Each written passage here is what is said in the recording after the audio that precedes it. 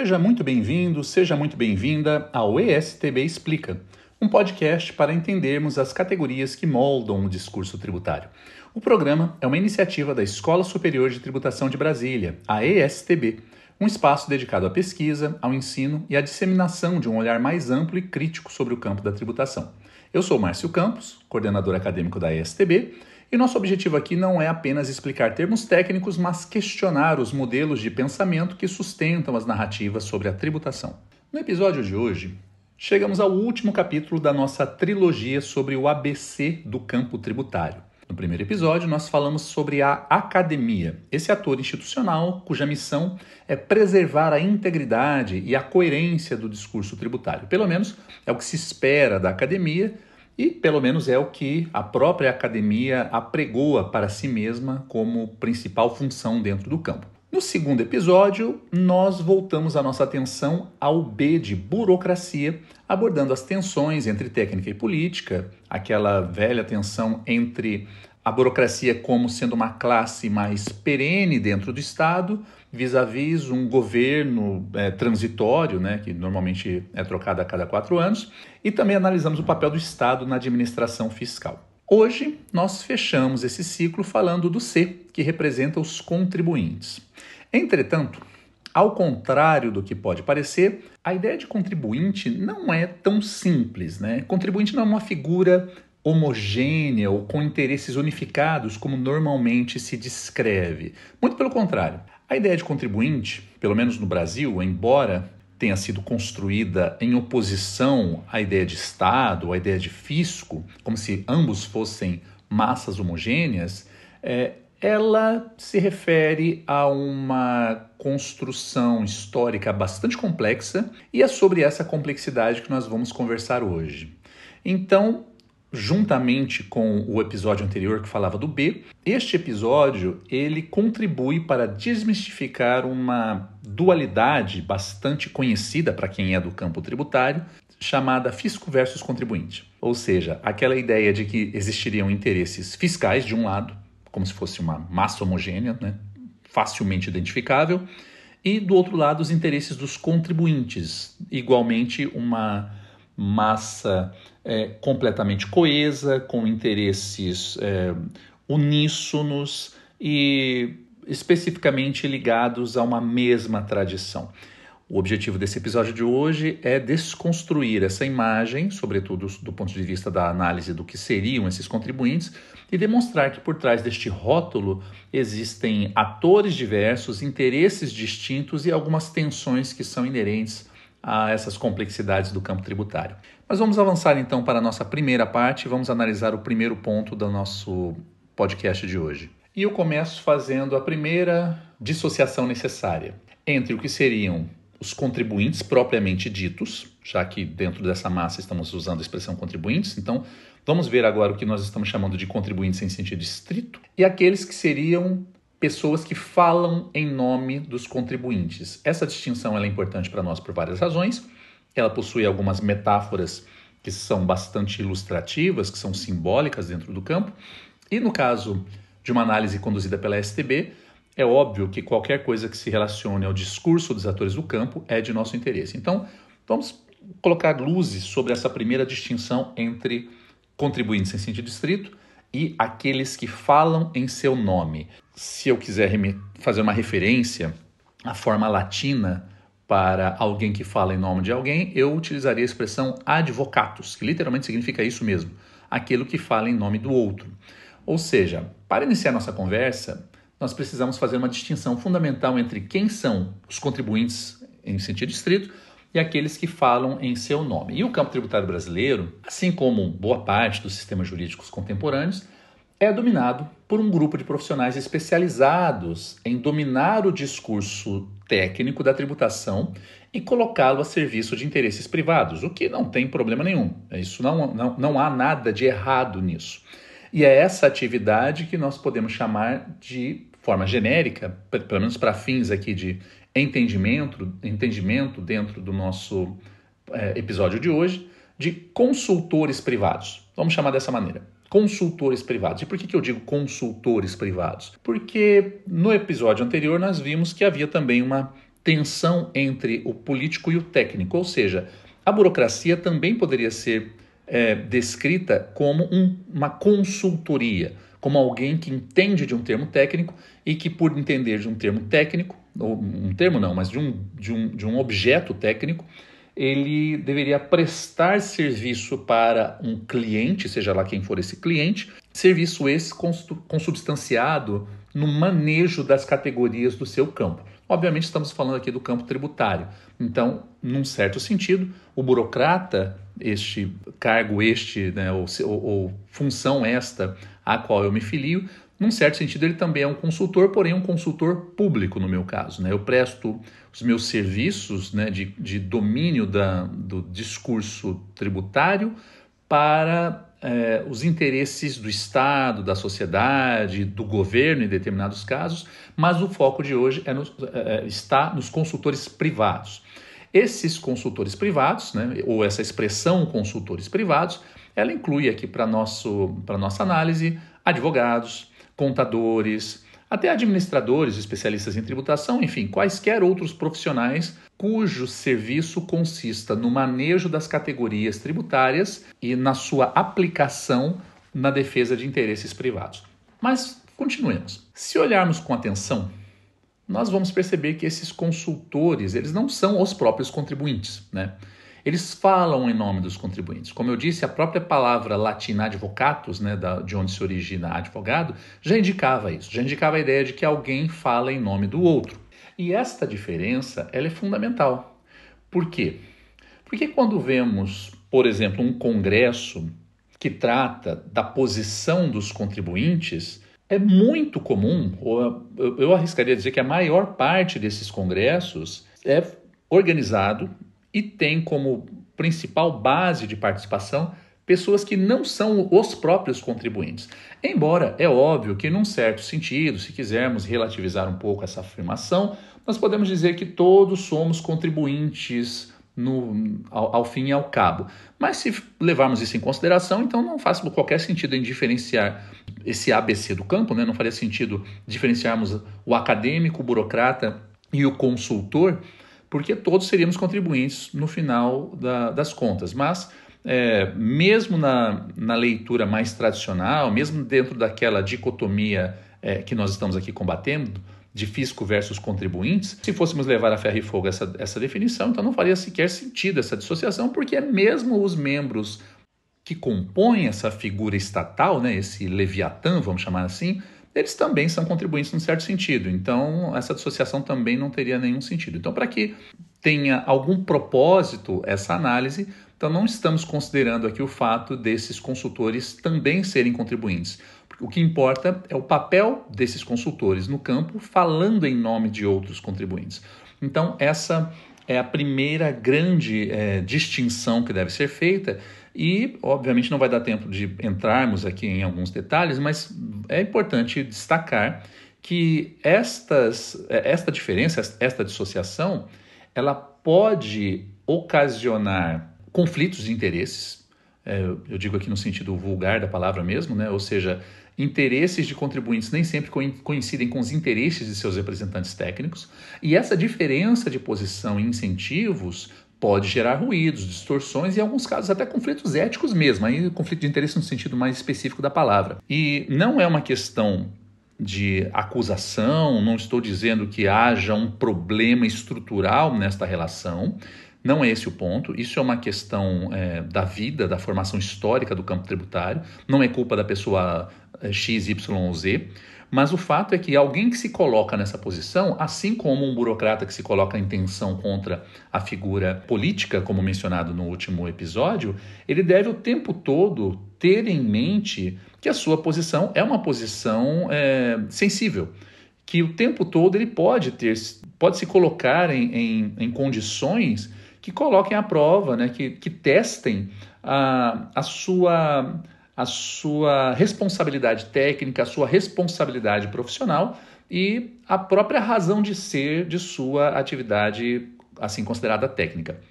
Então, apenas para fechar esse assunto, né, como eu disse, não teremos como explorar muito esse assunto, o importante é ficar aqui só na superfície e apontar para essas diferenças, mas vale aqui o recado de que, embora não seja o caso no Brasil, existe uma grande literatura sobre essa relação, né, de contribuintes e consultores.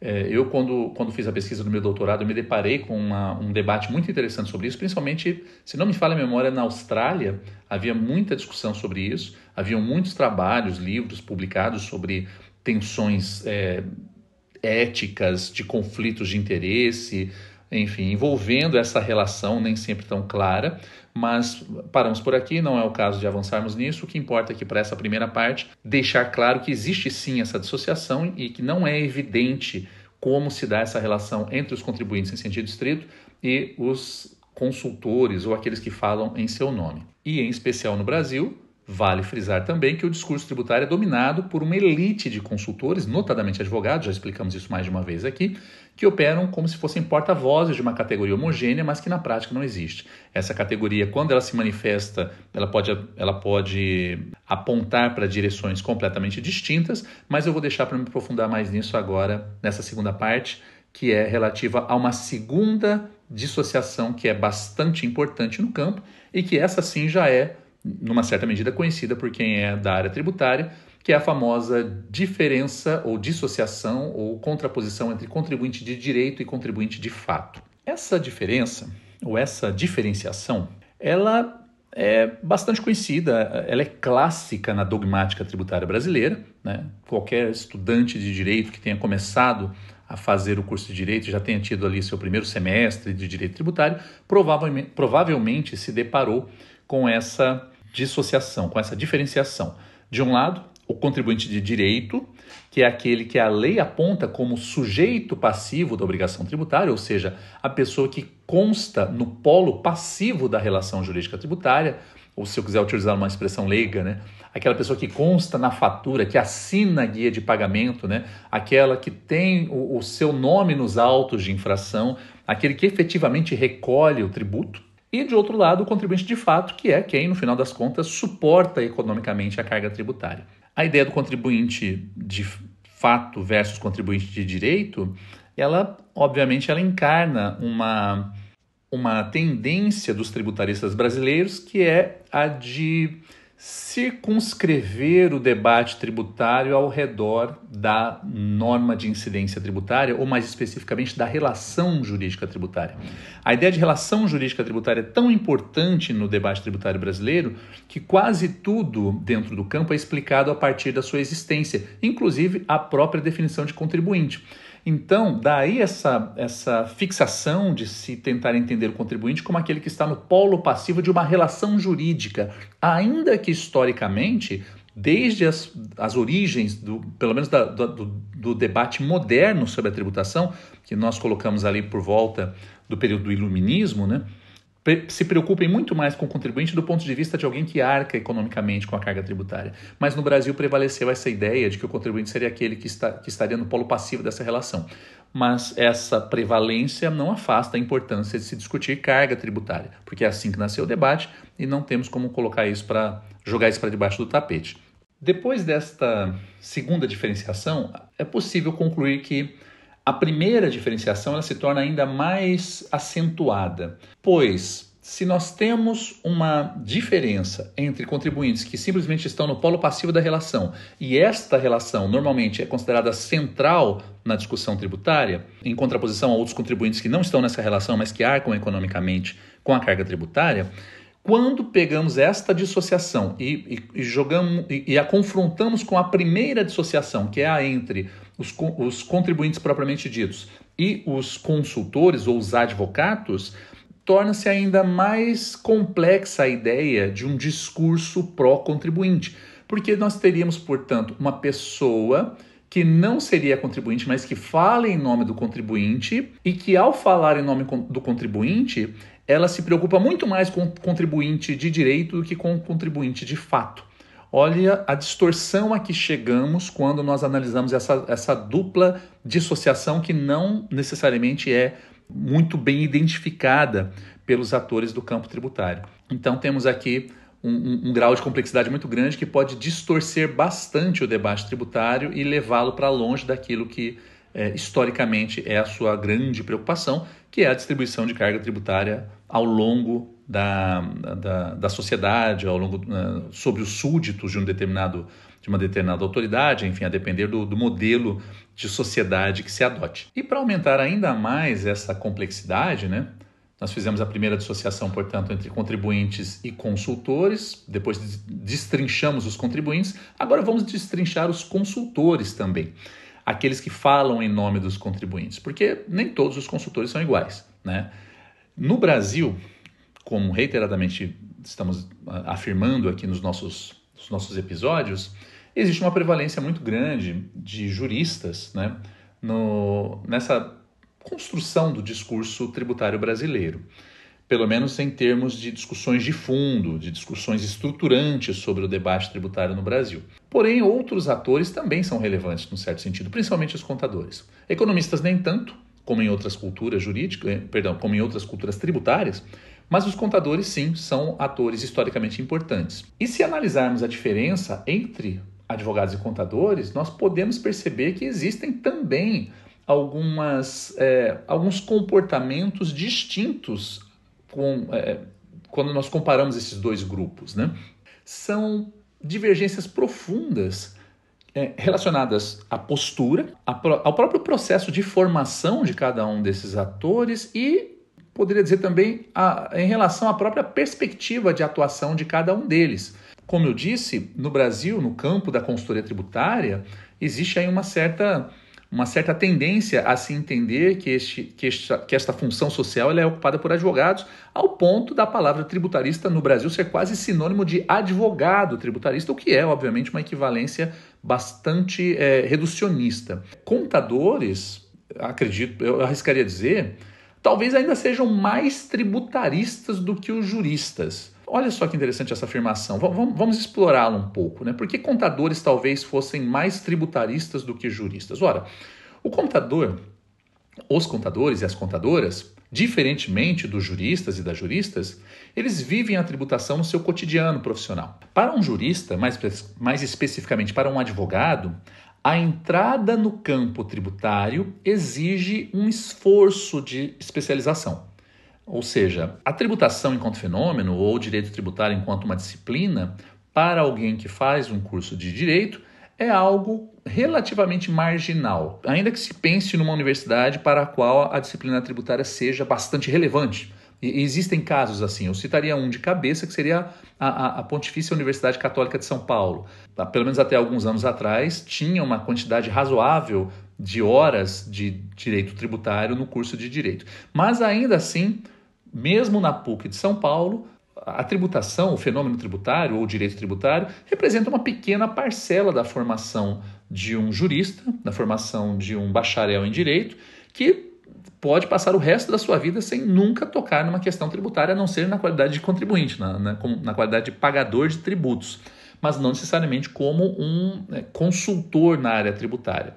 É bastante comum, até é o caso da maioria dos bacharéis em direito, que depois se tornam advogados, que ao irem para o mercado de trabalho, eles jamais têm um contato com a disciplina tributária. Porém, no caso de um contador, é muito raro que alguém que vá atuar no campo da contabilidade, pelo menos no início da sua carreira, não lide de alguma maneira com tributação.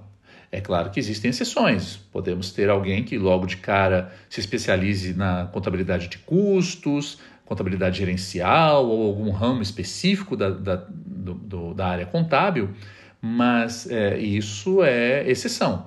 A grande massa de contadores, se for um generalista, né, essa que é interessante, né, é o caso mais comum, é o caso mais repetitivo, que seria a de se tornar um generalista. Um bacharel em direito generalista pode não lidar com tributação, e é comum que não lide mesmo. Um contador ou alguém da área contábil que seja um generalista fatalmente vai tocar no tema tributário, porque normalmente essa é uma das questões centrais para as empresas. Em resumo, enquanto para um jurista ou para um advogado a entrada no campo tributário exige um esforço de especialização, para o contador muitas vezes já existe um empurrão natural em direção à tributação que é dada pela própria prática contábil. Então, feita essa primeira introdução, esse é um primeiro ponto importante, né, para não para desmistificarmos essa questão de se associar a ideia de tributarista à ideia de jurista ou de advogado. O segundo ponto, que é fundamental nessa diferença de formação e até de atitude entre contadores e juristas, é a de que os contadores, as contadoras operam sob um paradigma distinto. Por exemplo, para a atuação contábil é comum a adoção do princípio da prudência, ou seja, é esperado da posição de contadores que eles não sejam tão arrojados na sua atividade, na sua prática social, melhor dizendo. Enquanto há uma tendência, pelo menos essa é a experiência que eu tive, é de muitas pessoas que eu conheço que fizeram o curso de Direito, existe uma tendência dentro do âmbito jurídico a uma certa litigiosidade, ainda que não seja uma litigiosidade processual, né? Nem todos vão se tornar processualistas, mas existe uma tendência ao enfrentamento. É da própria postura do curso de Direito esse certo enfrentamento. O Direito, ele lida diretamente com o poder, ele não está ali apenas para cumprir rotinas, então acaba se tornando um certo vício de atitude dos alunos, né, que depois vão se transformar em profissionais, que ao fazerem o curso de Direito, eles sejam tendentes a um certo enfrentamento e que, para determinadas circunstâncias, eles sejam muito mais arrojados e tendam muito mais à litigiosidade do que os contadores e as contadoras, que muitas vezes preferem a conformidade e a cautela ao invés da litigiosidade e do enfrentamento. E essa diferença, ela se reflete inclusive na propensão ao risco. Ou seja, juristas, né, advogados em geral, eles são mais tendentes ao risco, são mais propensos ao risco, costumam ser mais beligerantes, enquanto contadores costumam ser mais pragmáticos, né? Estarem muito mais preocupados com questões de conformidade. Só por esses aspectos já seria possível traçar uma enorme diferença comportamental entre contadores e juristas. Mas vamos ficar dentro do universo dos juristas. Ainda que ficássemos dentro dessa bolha que tradicionalmente é identificada como tributaristas, poderíamos identificar também entre os juristas algumas diferenças. Um advogado interno a uma empresa, ele apresenta comportamento distinto daquele que atua em um escritório externo. O primeiro, né, o advogado interno, aquele que trabalha dentro de uma empresa, embora seja mais arrojado, mais tendente ao conflito do que um contador, ele costuma ser mais conservador, mais sensível ao risco reputacional, inclusive da sua própria organização, do que o segundo, do que aquele que atua no escritório externo, que muitas vezes é especializado em crises e pode, portanto, adotar uma postura mais combativa. Ou seja, enquanto um está muito mais acostumado com a rotina, o outro está muito mais acostumado com aquilo que sai da rotina. Né? Isso não estou dizendo que seja uma culpa ou algo que parta exclusivamente das atitudes do advogado externo, mas eu não sei exatamente qual é a razão, mas eu coloco em questão se a justificativa para isso, a razão para isso, não seja também uma própria visão que se tem da advocacia externa no sentido de procurar um escritório apenas quando a situação já é uma situação de litígio, né? Ou seja, talvez, não por culpa dos advogados externos, essa litigiosidade seja um resultado de uma expectativa social que se tem sobre a sua atividade, de que só vale a pena buscar este profissional quando realmente é o caso de entrar com processo, de se discutir com alguém, de resolver uma questão já num nível elevado de tensão e não no início, não preventivamente. E enquanto o advogado interno, o jurista interno, né, ele, justamente por estar posicionado dentro da instituição, é mais comum, também não digo que sempre, mas é mais comum que ele identifique determinados problemas no seu nascedouro e não deixe escalar e chegar ao ponto disso gerar tensões maiores. Enfim, podemos parar por aqui também, não há necessidade de aprofundarmos muito. O que importa nessa terceira parte é concluir que mesmo dentre os consultores, mesmo dentre aqueles que falam em nome dos contribuintes, existem atitudes diferentes, interesses diferentes, propensões diferentes a risco, a litigiosidade entre contadores e advogados, como os dois principais atores do campo tributário brasileiro, né? Em outras culturas não é bem assim, mas no brasileiro com certeza é. E mesmo dentre os juristas, há diferenças significativas de comportamento, de expectativas e de atitudes entre os juristas que pertencem a escritórios externos e aqueles que pertencem à própria organização, possua esta natureza empresarial ou não. Enfim, meus amigos, minhas amigas, caminhando aqui já para as conclusões, dentro do tempo que nós propomos aqui para o podcast, parece que hoje passou bastante rápido, esse é um tema bastante interessante, poderíamos avançar aqui em muitas outras questões, mas acho que, com o que foi dito até agora, é inegável que a ideia de contribuinte como uma massa homogênea em oposição ao fisco como uma massa homogênea, ela é falaciosa, ela não se sustenta, não para em pé. Isso é apenas uma simplificação de uma tensão que existe sim, essa tensão existe, mas da maneira como ela é colocada, ela é simplificada até demais. Existem muitas camadas neste debate e a junção do episódio anterior com este aqui demonstra que por trás dessa dualidade fisco versus contribuinte, existem muitos interesses diversos, comportamentos distintos e propensões às vezes a direções completamente opostas. Mas retomando para o ponto principal deste episódio de hoje, o que importa é que nós conseguimos demonstrar, pelo menos acredito eu, que o C do campo tributário está longe de ser homogêneo. Entre contribuintes de direito e contribuintes de fato, entre os que pagam o tributo e os que dominam o discurso sobre eles, entre contadores, advogados e outros consultores, o que vemos é uma rede complexa de interesses, mediações e representações. O tributarista que pretende compreender esse campo com realismo e senso estratégico precisa olhar para além das palavras e analisar as posições sociais ocupadas por cada um desses atores. E mais, ele precisa também reconhecer que nem toda defesa feita em nome dos contribuintes é de fato feita por eles ou para eles. Meus amigos, minhas amigas, encerramos por aqui.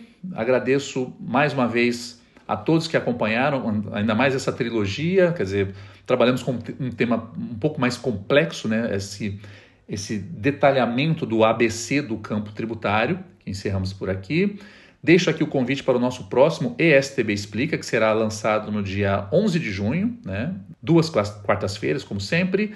Espero que todos tenham gostado deste episódio. Se quiserem entrar em contato, mandar sugestões de pauta, mandar qualquer tipo de provocação para que a gente reaja e apresente dentro do podcast. Podemos até direcionar um tema voltado para essas provocações, então sintam-se livres para nos enviar. Ficaremos muito felizes em receber o feedback de vocês. Meus amigos e minhas amigas, muito obrigado. Até o próximo episódio.